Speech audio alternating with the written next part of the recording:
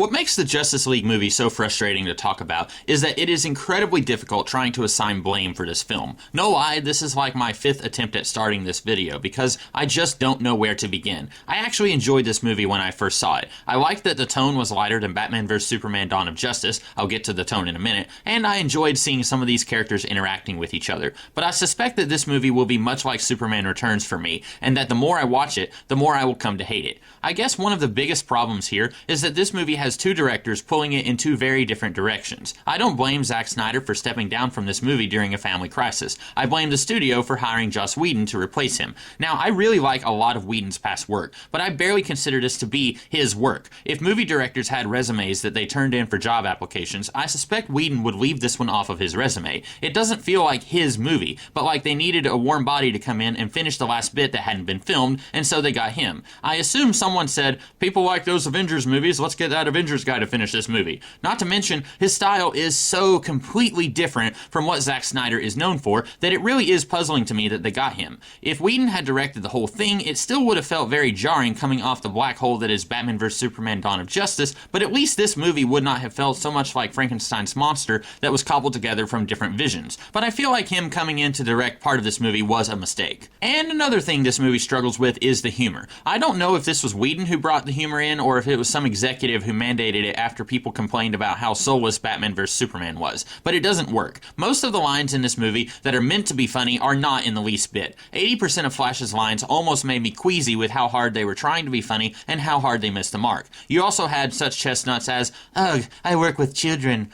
Do I know you? And, yeah, something's definitely bleeding. I think I'm going to keep blaming the mysterious boardroom of men in suits on stuff like this, since we can't clearly assign blame to either director on anything in this movie. I'm assuming someone upstairs said, well, people like those Marvels movies, and they have funny stuff in them. A raccoon says swear words. We need stuff like that in our movies. And so someone made a mathematical formula after watching all 20-something Marvel movies, and they said, we need this many jokes at such and such an interval, even if the movie didn't merit a joke at that moment. It's the same with dramatic moments, too. You have to have the entire team divided on if they should bring Superman back to life. So Batman, Flash, and Cyborg all think that they should, while Wonder Woman and Aquaman think that they shouldn't. This is stupid because this division doesn't actually amount to anything. Seconds before they do it, Aquaman says this is a bad idea, but they do it anyway. And it doesn't split the team up. They still work together till the end of the movie, so what was the point? Was it just so that you could have some serious jaw-clenching drama? Aquaman says, you lose something when you die. Excuse me? Do you know anyone who has died and can speak from experience? Boston Brand, maybe? Is he in this movie? Hey, maybe that would explain the Unite the Seven line from the promotional stuff from Batman vs Superman. He's the seventh. Okay, all is forgiven. I think the biggest reason I was willing to forgive this movie its sins when it first came out is that, yes, it sucks, but part of the reason for that is because it has to spend like half its runtime picking up the pieces of the DC movieverse that Batman vs Superman Dawn of Justice threw in the floor.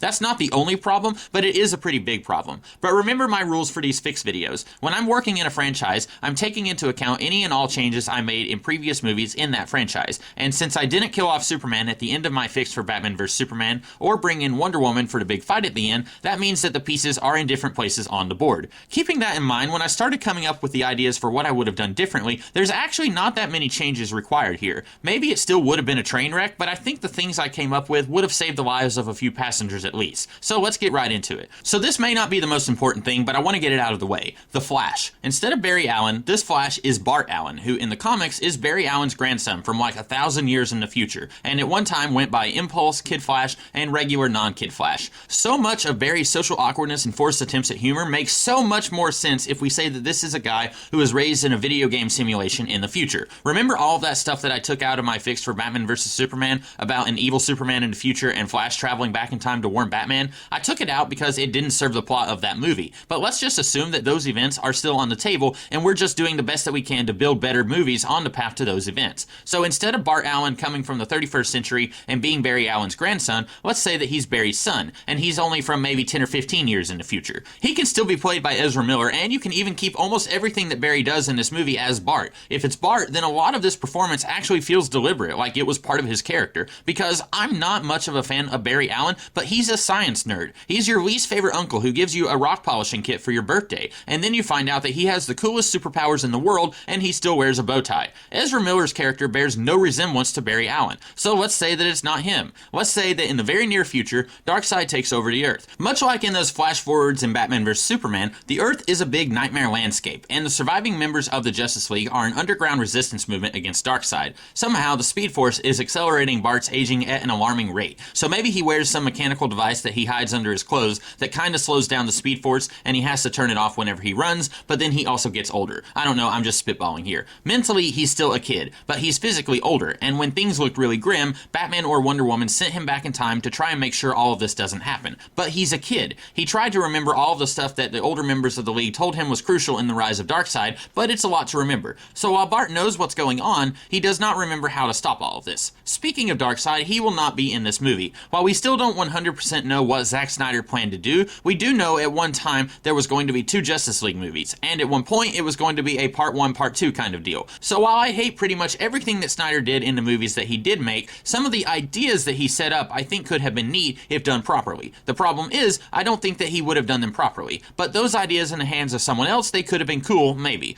So we're still sticking with Steppenwolf as the bad guy of this movie. But we have a problem. Steppenwolf is a boring non-character. Even in the comics, he doesn't have much going on other than he's Darkseid's uncle. So here's what we're going to do. Darkseid wants to eliminate all life in the universe once he gets the anti-life equation. Before anyone says this is a lot like Thanos in Infinity War and Endgame, a few things to note. 1, the Justice League movie came out a year before Infinity War, which is when we got most of the Thanos screen time, so I doubt anyone would have been calling foul on this if we went in this direction with Darkseid. And 2, Darkseid predated Thanos in the comics by 2 or 3 years, so using the anti-life equation in a movie, I don't think that that's a big deal. And in order to get the anti-life equation, Darkseid has to get all of these mother boxes together, and they're scattered all across the universe. If you want to set up a Green Lantern movie, you can say that the Guardians of the Universe scattered them. So only 1 box is on Earth, not 3. And Steppenwolf, he can still be Darkseid's uncle if you want, and he is absolutely terrified of Darkseid succeeding. He doesn't want all life to be extinguished because that would include him. This isn't much, but it is so much more than what the movie gave us. Oh, and let's just have Mance Rayder here actually be Steppenwolf and not the CGI monstrosity. I guess he's supposed to be scary, but I did not hear anyone with anything nice to say about this design, so sorry. In the Fourth World mythos, some of the characters are human-looking, even the evil ones who work for Darkseid. So let's just have this guy be the bad guy, and he can much more easily emote and act with his facial expressions. So we begin with Wonder Woman returning from an extended period off Earth with a mother box, which we will say can also act as boom tubes or teleportation tunnels if you're nasty. I don't know where she got the mother box. Maybe the Amazons are the ones who were tasked by the Guardians with guarding the mother box, so they hid it somewhere very well in man's world. She has spent decades searching in vain for Themyscira after she left to fight in World War I.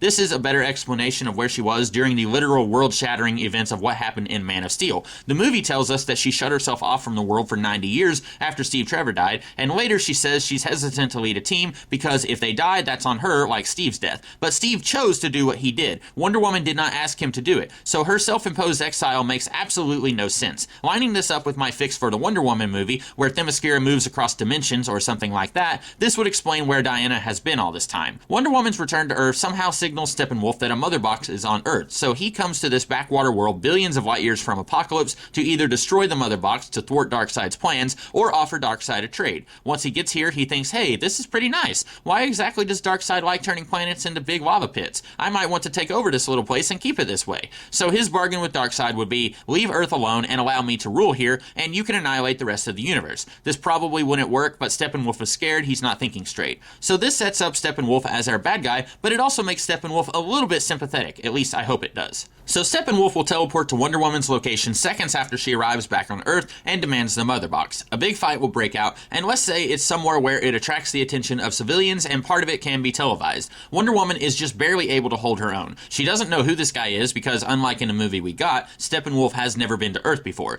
But she knows that the special teleportation thing that almost sounds like it speaks to her, it cannot be good news if it falls into the wrong hands. She wounds Steppenwolf bad enough that he retreats. He was not expecting anyone on this world to be strong enough to oppose him. This gives him an idea. So most of our other characters will have seen Wonder Woman's big fight on TV, and they're worried this might be something they will have to get involved with. Superman and Batman are already friends, so they meet up in the Batcave to discuss this. Batman says he ran some facial recognition on the woman, and she is a superhuman who fought for a little bit in World War I before disappearing off the face of the Earth. Neither of them have any idea who the other guy is, but they're both pretty sure he is the enemy. As they're discussing this, the Flash runs in. They're both surprised, especially Bruce, since this cave is supposed to be a secret. Flash can be weird and awkward around them like he was in the movie, and he says he's on their side, and he saw saw the evil alien on the TV and figured that they would need help fighting it. Maybe Bruce notes that he specifically called Steppenwolf an alien since there is nothing about his appearance that indicates that he is one. So Flash already knows more about this than what he is letting on. Superman is more concerned with who are you and how did you find us. Flash rattles off some nonsense about how he can sense the Speed Force and Superman is the second fastest person on a planet, and so Flash was able to track him to this cave. This is of course bogus because in the future Bart probably spent many an hour hanging out in this cave, which here it's an actual cave, not a warehouse that for some reason Flash would call a bat cave.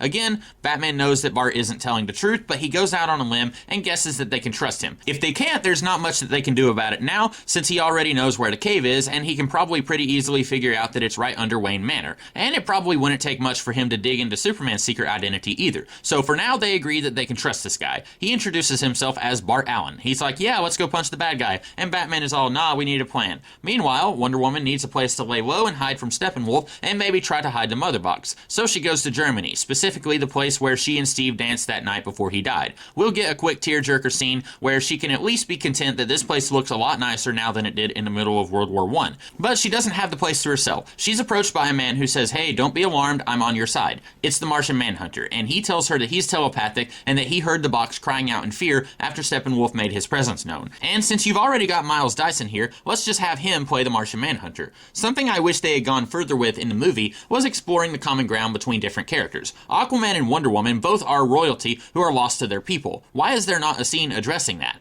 Wonder Woman might look at the world and think that in some ways it is as bad as it was 100 years ago, and she has moments where she regrets leaving Themyscira. And Aquaman might say, yeah, sometimes I feel like an outsider here, but the surface world is really all that I have. I know I'm not entirely human, and I've sought out my mother's people, but I can't find them. Maybe they don't want anything to do with me. So we won't actually have characters like Mara, Henry Allen, Alfred, or Commissioner Gordon in the movie, as I feel like that kind of gets in the way of the main lead guys interacting with each other. So we'll hear the sorrow in Aquaman's voice that he is a child of two worlds and of none. And hey, that's something that he has in common with Superman. Superman and Martian Manhunter both lost their worlds and are fighting to save this one. Martian Manhunter and Batman are both detectives. Batman and Bart both lost their parents and are channeling their grief into saving others. These connections should be the foundation of the movie. And while we did get just a tiny bit of that in the movie, like the scene where Cyborg and Flash are digging up Superman's corpse, I wanted more of that. This is the biggest reason for replacing Cyborg with Martian Manhunter. You can make more of those connections between the characters with Jean than you can with Cyborg, I think, since the theme of Cyborg and Flash both being accidents was a little bit of a stretch anyway. That, plus, it's always been weird to me when people try to take Cyborg out of the Titans. He's like the foundation of the Titans for the last 40 years. Don't try to remove him from that. So anyway, Martian Manhunter explains that he's the last of his kind, and he has made Earth his new home, and he intends to protect this planet from Steppenwolf and any other threats. Why didn't he jump in and help during Man of Steel? I don't know. Maybe he commutes back and forth between Mars and Earth when he wants some solitude. You can make up an explanation. But man, I'm starting to think that starting off this shared universe with an alien invasion, and then later saying that all of these other heroes were active at that time was kind of a mistake. Oh well. We'll be vague on the details of the extinction of the Martian species. Save that stuff for a possible Martian Manhunter movie that might come down the line if this movie is successful. So Steppenwolf will attack some innocent city to draw out Wonder Woman. Back in Gotham, Batman is still looking at footage of Wonder Woman's brief fight with Steppenwolf, trying to develop a strategy. Superman sees that Steppenwolf has now attacked some city, and he goes to stop him. Flash follows. Much like in the movie where Barry is kind of scared to actually get in a fight, we will say that Bart is like that here. He probably wasn't very active in the underground resistance in the future, and him being sent back in time was a last-minute effort to do something, anything that could help. Superman gets in a few punches on Steppenwolf, but Steppenwolf is actually just trying to get close enough to Superman to unleash his weapon. It's a small little parasitic alien creature that kind of looks like a starfish. Steppenwolf now has Superman under his control. This will be the closest that we get to an evil Superman in these movies. Steppenwolf is even more impressed than he was earlier. He didn't think that there was more than one person like Wonder Woman, but now he believes with Superman under his control, he can easily find the Mother Box and use it as leverage against Darkseid. But Flash comes in and steals speed from Superman. This is something that he can do in the comics, both steal and give speed. And when he does it here, he's faster than before. While Superman is slowed down, he's still pretty strong, but he can't land a punch on Flash. Flash, using his extra bit of speed, will be running laps around the city, coming at Steppenwolf from all sides trying to punch him 100 times a second. But he ends up using up all of the speed that he borrowed from Superman, and Steppenwolf is still standing. Steppenwolf will toss back Flash like he's nothing, and he and Superman will fly away to seek out the Mother Box. Eventually, Batman will find Flash. Maybe he has a line about how he was able to put a tracker on Flash when he was eating 15 pizzas pizzas earlier. And Flash says, yeah, I saw you do it. Glad that I left that thing on there. This will be where Batman calls Bart out on his story. I took your prints. There is no Bart Allen in any database. You just appeared a few weeks ago in Keystone City. Who are you? Bart will then explain his whole deal, and that while he can't remember everything that happened that led to Darkseid taking over the planet, right now it doesn't look very good. Right about now, Wonder Woman and Martian Manhunter will pop in. Manhunter says that he sensed Steppenwolf's attack, so they come to stop him. Introductions all around. We will find out that Manhunter has actually been posing as a Wayne Enterprises employee for months, keeping a close eye on Batman. In fact, he's been doing this for a couple of other superhumans out there. He's been doing this so that if a world-ending threat is to come, he can quickly gather some allies to stop it. This saves us the hassle of spending like 2/3 of the movie having our heroes meet, but it also prevents us from having to do a lot of clunky setup for this movie in previous movies, like with the stolen files from Lex Luthor or Amanda Waller giving Bruce Wayne some information. Batman will say, oh, so we're just not doing secret identities and secret layers with you guys, huh? Wonder Woman tells John that if he has any other allies that he's been spying on, now would be the time to call them up, since Steppenwolf now has Superman on his side. John says that one of the possible allies is Superman, but there's one more person that he can call. Cut to Maine, where Aquaman is in a bar fight. I really struggled with how to put Aquaman in this movie, since the movie we got just kind of throws him in with some haphazard files from previous movies that were equally not set up properly. So thank the comic book storyline JLA Year 1 for the idea that John was spying on the members of the League for this quick way of moving the story along. The League gets to the bar. John introduces himself as Arthur's pal, the bartender. Arthur isn't very surprised about this revelation, since he's also telepathic in a way, so he says he's always sensed that there was something unusual about John Jones, bartender, but he never knew exactly what it was. The team gives their pitch to Aquaman to join them. He's hesitant, not because he's a buttface and is okay with the surface world being destroyed like in the movie that we got, but because he doesn't know if he can handle himself against two very powerful superpowered threats. John assures him that if they all work together, they can stop Steppenwolf and save Superman. So most of Act 2 will be Steppenwolf knocking stuff over to convince the League to hand over the Mother Box, and the League trying to stop Superman from doing anything that he will regret. We will get a big fight where they don't work so well together, and then another fight where they work a little bit better with Jean's telepathy coordinating them. Flash will once again steal Superman's speed. Superman will actually be ready for him and almost deals a killing blow when he's doing this, but Aquaman and Wonder Woman come in with brute strength to counter Superman. While they're doing this, Jean will use telepathy to try to wrangle the Starro creature off of Superman, and while Jean is able to distract the creature, he's not quite strong enough to fully get it off of Superman. So Batman will call out to Superman that some civilians over there are in danger. Flash is about to run save them, but Jean orders him to stand down. At first, Superman hesitates, but then he saves the civilians, and with Jean's help, he gets the creature off of him. But he doesn't kill it because Superman doesn't kill, so maybe he takes it and puts it in a cage in a Kryptonian ship from Man of Steel. He took the engine out of it to create a makeshift Phantom Zone in that movie, but the ship itself is somewhere in the North Pole and not in the middle of Metropolis like it was in the movies that we got. This can be kind of sort of our beginning to the Celestial Menagerie like what we had in Superman the Animated Series. So with Superman no longer under Steppenwolf's control, they can now all focus their attention on Steppenwolf. But Superman is weakened from fighting all of the League and also from his ordeal with Starro.